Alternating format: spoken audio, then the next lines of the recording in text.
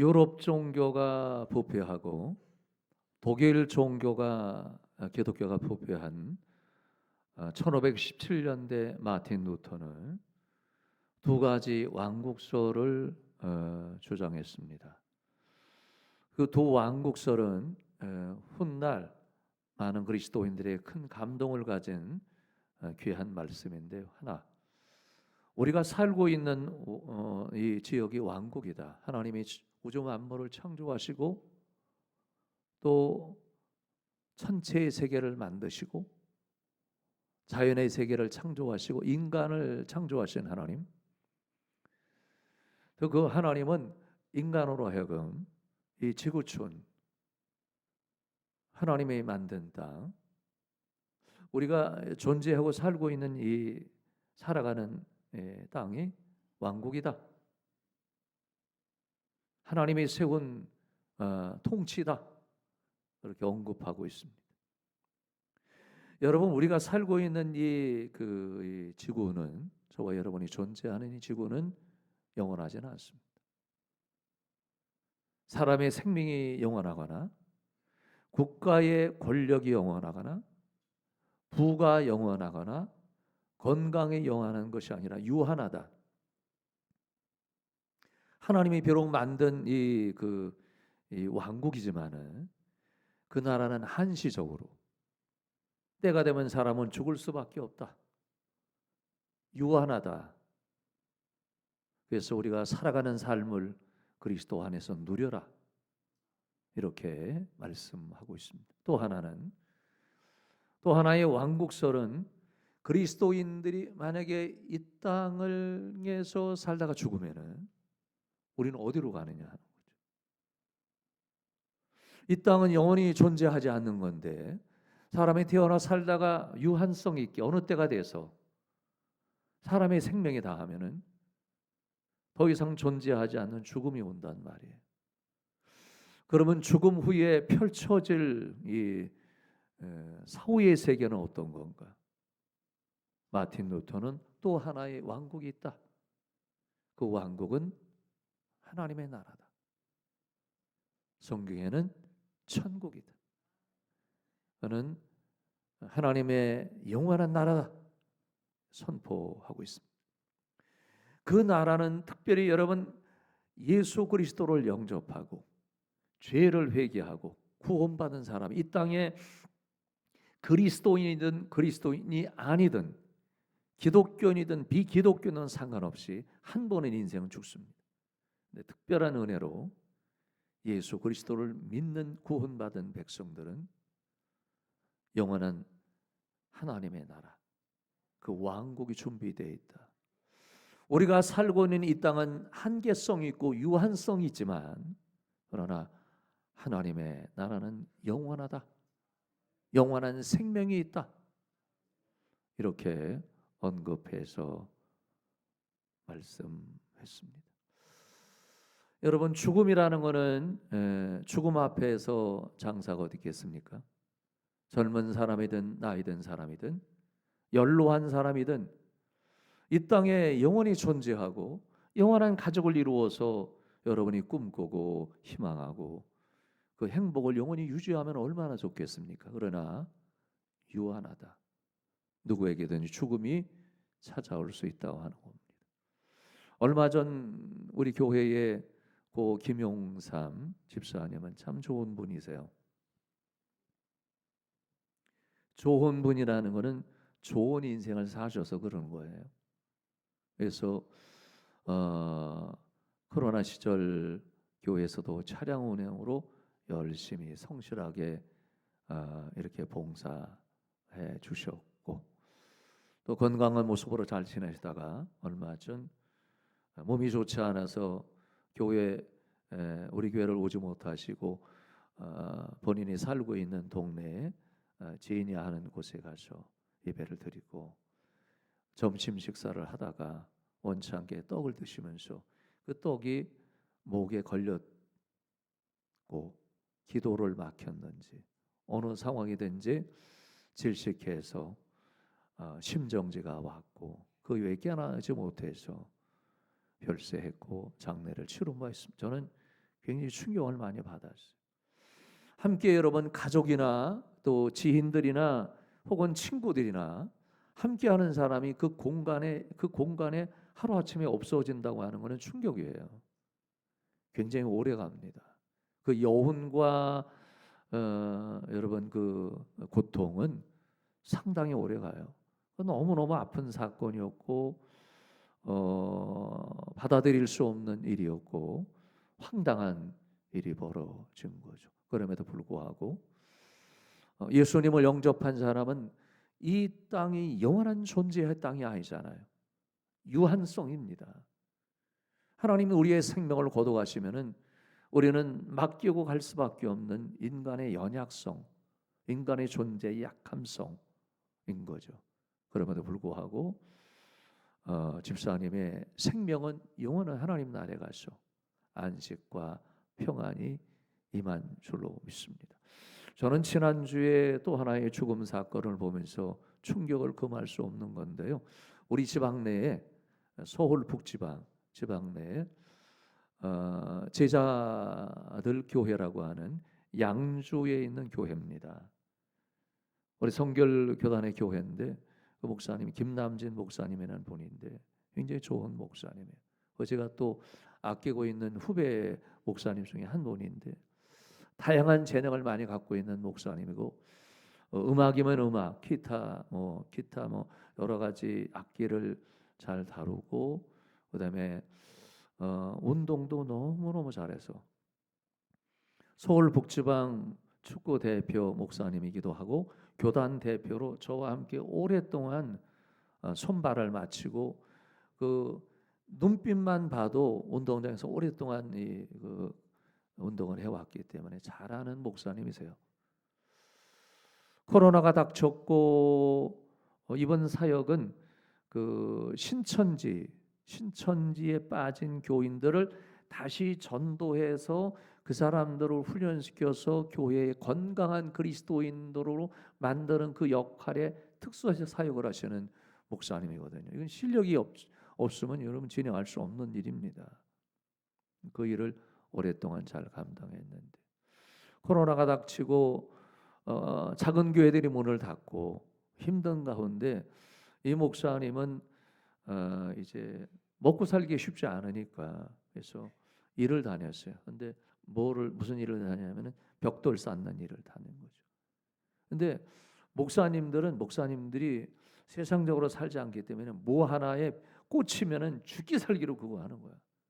그래서 벽돌 쌓는 일을 잘한 거예요. 인정도 받고. 그래서 지난주에는 하남시에서 일을 열심히 하고 오토바이를 타고 집으로도 오는 중 의정부 밀락 지역에서 오토바이가 전복이 됐어요. 그 전복이 됐으면은 문제가 되지 않아. 전복돼서 아마 이분이 저 같은 경우도 그것도 충격적인데 분명히 전복이 돼도 워낙 몸이 빠르고 운동을 탁월한 국가대표 수준으로 그렇게 잘하는 선수이기 때문에 목사님이기도 하지만 내가 봐서는 어떻게 쓰든 기든 뭐 어떻게 쓰든 다리가 부러져도 외곽으로 빠져서 나올 뿐이라고 생각을 했는데 오토바이가 전복된 이후에 곧바로 덤프가 지나가서 장기가 파손돼서 거기서 세상을 뜬 사건입니다. 제가 서울 북지방에 속해 있어서 제가 그 지역의 감찰장으로 제가 섬겨요. 그래서 임종 예배 가서 드리고 또 입관 예배를 인도하고 비통하죠. 목사님이 51세, 사모님이 50세, 그리고 아들이 둘이 있는데 큰 애가 23살. 어렸을 때보다 잘 알거든요. 그리고 둘째가 고등학교 1학년. 하루아침에 행복했었는데 아무 일 없었는데 사역도 잘했는데 건강했는데 아무런 사건도 없었는데 사람의 죽음이라는 것은 한순간에 오는 거 아닌가.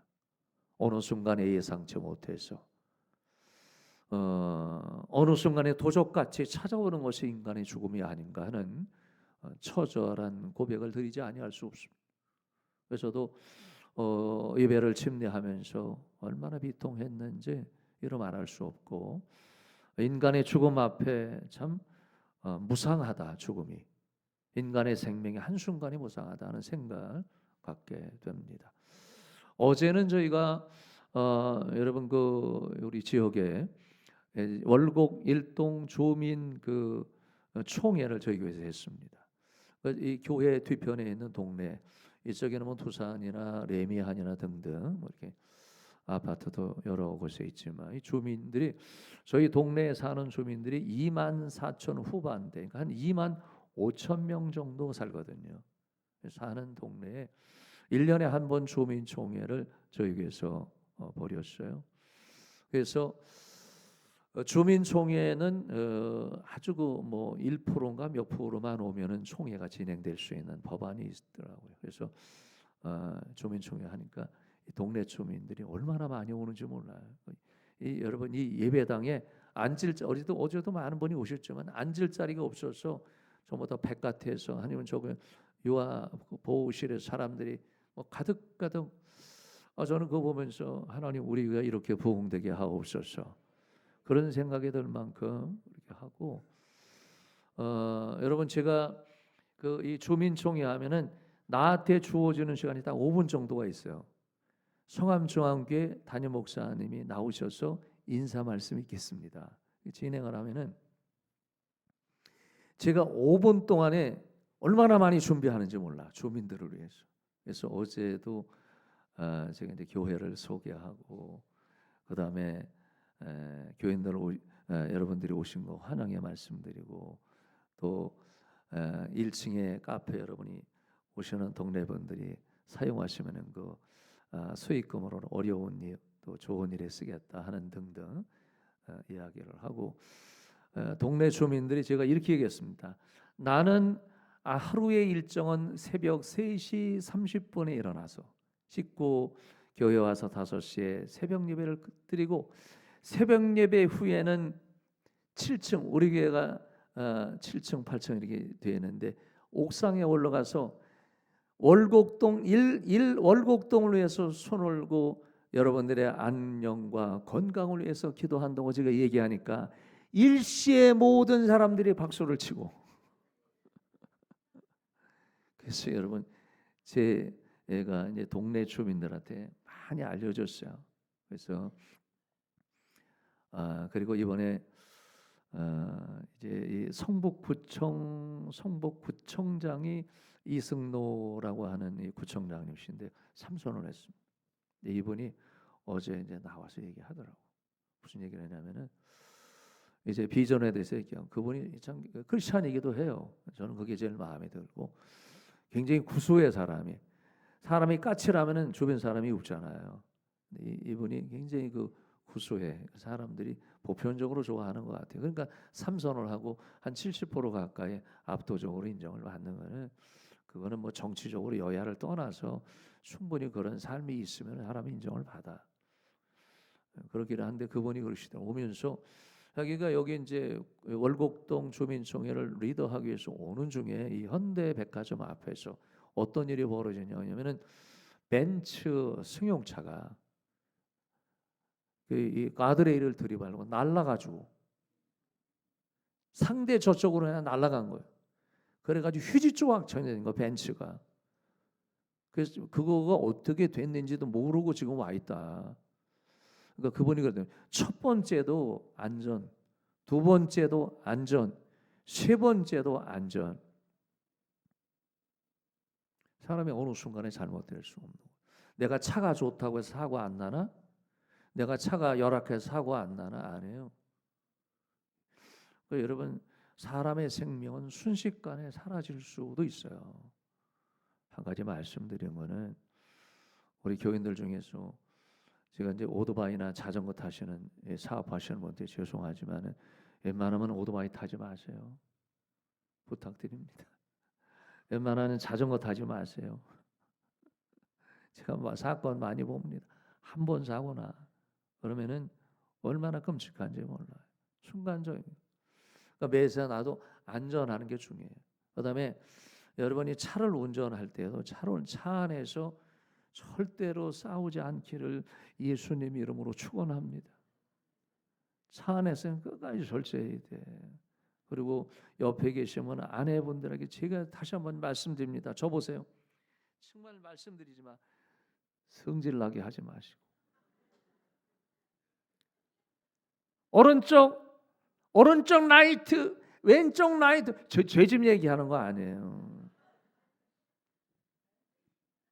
여러분이 안전이 중요한 거니까. 안전이. 사람 생명은 하루아침에 날아갈 수 있잖아요. 오늘 저는 이 본문의 마태복음 25장 본문 말씀 저와 여러분이 잘 아는 말씀인데요. 본문의 말씀에 보니까 예수님께서 이 마지막 때에 다시 오시겠다 언급했습니다. 그걸 재림이라 그래요. 재림. 다시 오신다. 강림. 성경에는 강림이라 그러죠. 재림이라는 것 강림과는 큰 차이는 없어요. 다시 온다는 말씀. 2000년 전에 예수님은 인류를 구원하기 위해서 하늘의 모든 영광을 버리시고 성육신 완전한 인간이면서 완전한 하나님으로 오셨고 인류의 죄, 인간의 죄, 본질적 죄를 짊어지시고 예수님이 십자가에 죽으시사 인류를 구원하신 겁니다. 그리고 부활하시고 승천하셨죠. 예수님은 다시 오신다. 그러니까 초림의 예수, 처음에 오신 예수님은 순환의 예수님, 고난의 예수님, 십자가의 예수님이시지만 다시 오실 예수님은 영광의 왕으로 그날과 그 시를 알지 못하게 도적같이 주님이 오셔서 구원하기 위해서 예수님은 다시 오시마 재림의 약속을 언급한 겁니다. 오늘 예수님은 어떻게 여러분 그 당시 예수님은 설교하실 때 비유가 아니면 말씀하지 않았어요. 왜 그러냐면 직언을 하지 않으셨어요. 거의 어떤 말씀을 전할 때 하나님 나라를 전할 때는 비유가 아니면 알 수 없게 만드셨습니다. 그러면은 그 당시에뿐만 아니라 인간이 나중에 깨닫게 되고 훗날 저와 여러분이 2000년이 지난 지금 그 말씀이 그 말씀이구나 이미 주님은 아시기 때문에 비유로 언급하신 거죠. 오늘도 열처녀에 대한 비유입니다. 이 비유 말씀을 통해서 하나님 나라에 대해서 언급하고 오신 건데요. 자, 여기 보니까 어떤 일이 벌어졌습니까? 혼인잔치를 벌였는데 열처녀가 신랑을 맞으러 갔다. 그 당시 유다 문화에는 사람이 결혼하면은요 들러리 여자 측에서 여인들이 같은 친구든 또래든 어떤 상황이든 여러분 이 처녀들이 등과 그리고 옷은 드레스 같은 걸 입었겠죠. 그리고 등에다 기름을 부어서 또 모자랄까봐 기름을 준비하고 신랑을 맞으러 나가요. 자, 이겁니다. 우리나라는 동이 터야 하루가 시작이 되지만 그다음에 유대 문화는 땅거미가 지가 어둠이 찾아오면은 하루가 시작되는 시간적 개념이 달라요. 여러분 이런 걸 갖고 우리가 해석을 본문을 봐야 되는데 이제 혼인잔치가 벌어졌습니다. 그런데 10명의 처녀가 있는데 그 중에 5명은 슬기로운 다섯 처녀라 그랬고 또 5명은 미련한 5 처녀라고 성경은 언급하고 있습니다. 신랑을 맞으러 나간 여자들의 처녀들의 모습을 보니까 등을 다 갖고 갔습니다. 그런데 이런 거예요. 미련한 5 처녀는 등을 가지고 가서 신랑을 맞으러 갔지만 신랑이 더디 오매 늦게 오매 기름이 떨어져서 기름이 없는 거로 기름을 채워놓지 못한 거로 그는 혼인잔치에 들어가지 못했다. 여러분 슬기로운 5 처녀는 어떻습니까? 이 처녀는 동일하게 등도 준비했고 기름도 준비했다. 신랑이 더디 오매 등불에 기름이 다 타 없어져 준비한 기름을 부어서 다시 불을 살려 더디 온 늦게 온 신랑을 맞이해 그는 신랑과 함께 혼인잔치에 들어가니 문이 닫혔다 말씀하고 있습니다.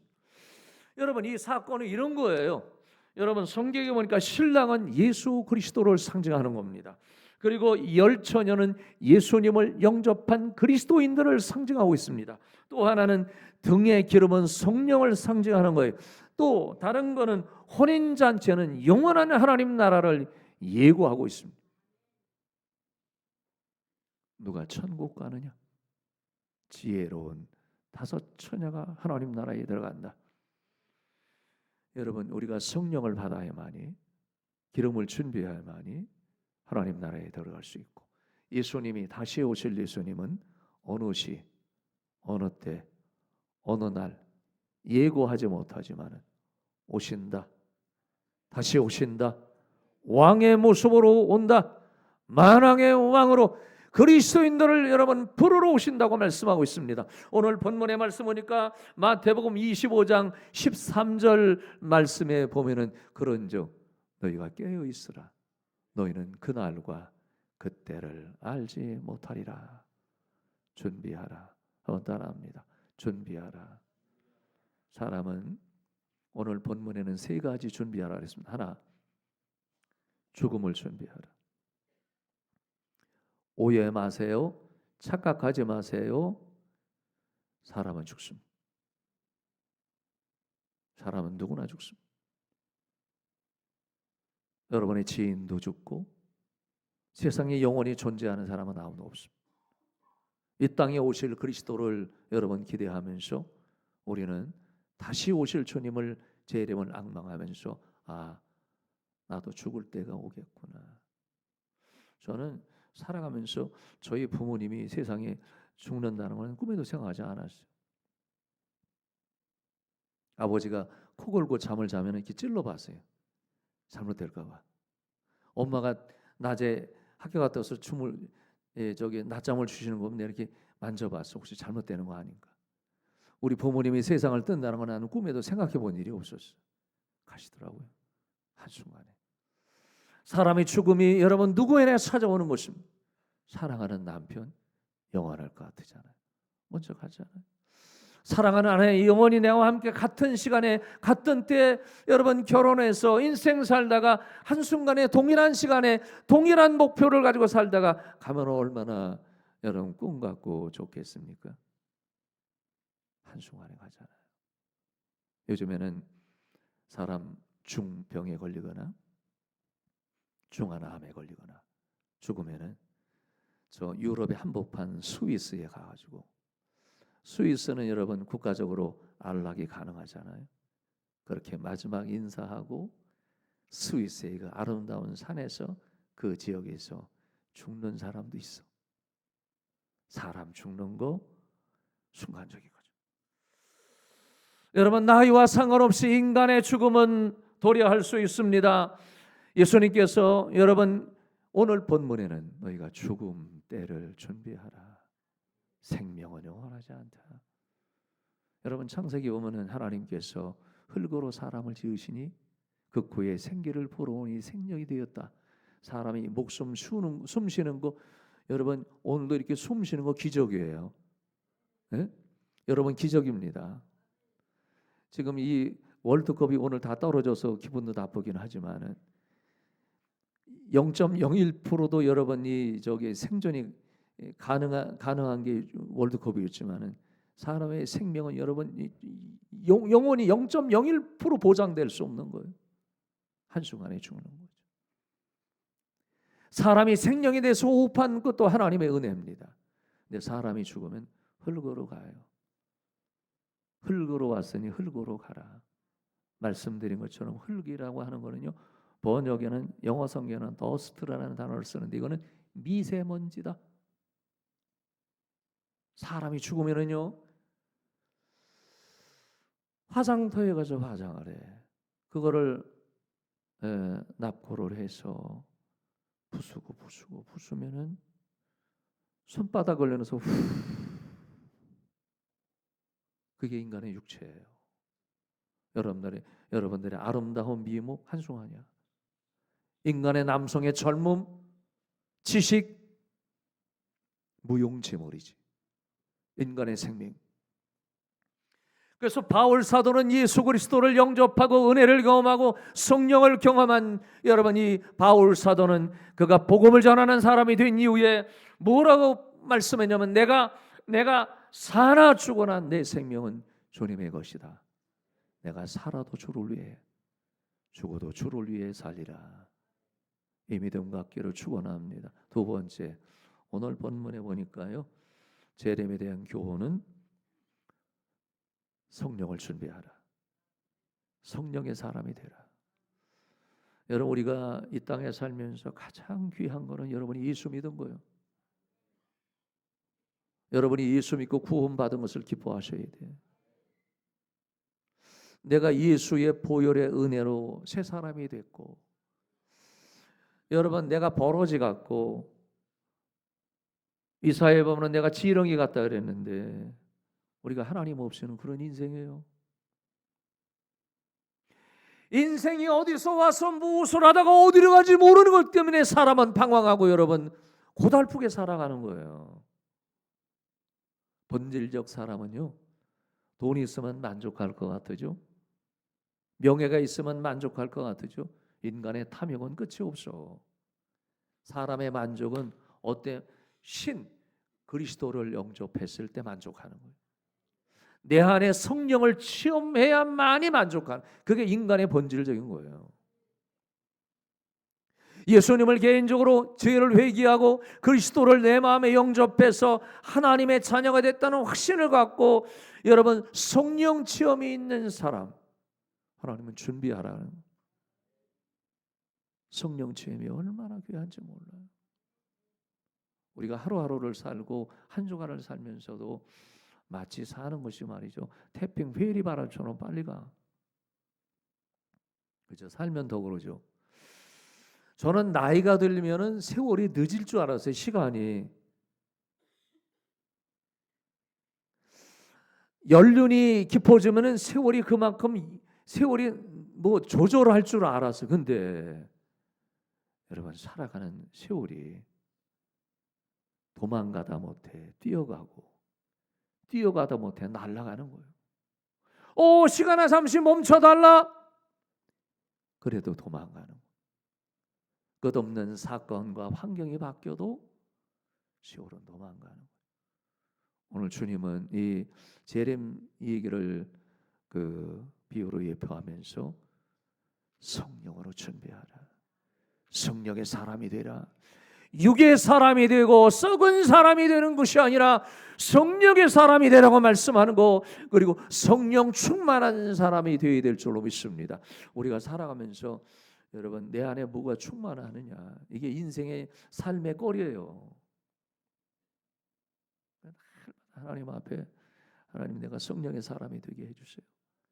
내 안에 죄악으로 충만하고 내 안에 썩어질 것으로 충만하고 내게 탐욕으로 충만하고 내 안에 음란으로 충만하고 내가 세상 어떤 명예욕으로 충만하고 하나님 없는 걸로 충만한 것이 아니라 주님 내 안에 성령으로 충만하게 하옵소서.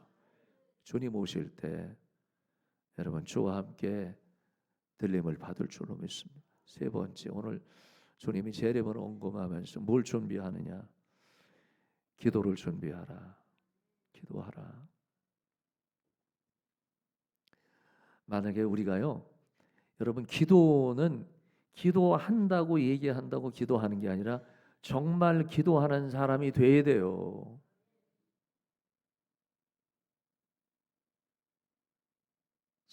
하나님 앞에 여러분 직장이다 아니면 사업터에서도 여러분 기도하셔야 되고, 직장에 출근해서 여러분이 앉는 자리에서도 여러분 앉아서 항상 기도하고, 그 다음에 사업장 출근하면 사업장터에서 여러분 항상 하나님 앞에 기도하고, 어떤 분들은 예수 믿는 사람들, 복을 받은 사람들은 사업장 안에 아예 그 옆에 좌석에 기도하는 장소, 그런 사람들이 복을 받아요. 기도하면 여러분 망하지 않습니다. 기도하면 하나님의 역사가 있어요. 매사 여러분 내가 도덕적으로 윤리적으로 내가 인간적으로 성격적으로 여러분 어떤 상황에 상관없이 우리는 전 인격으로 하나님 앞에 나갈 수 있는 존재가 아니에요. 우리는 철저히 예수의 십자가의 은혜로 하나님 앞에 나가는 겁니다. 그리스도의 보좌 앞에 믿음으로 나가는 거, 그거를 이겨내고 나가는 거예요.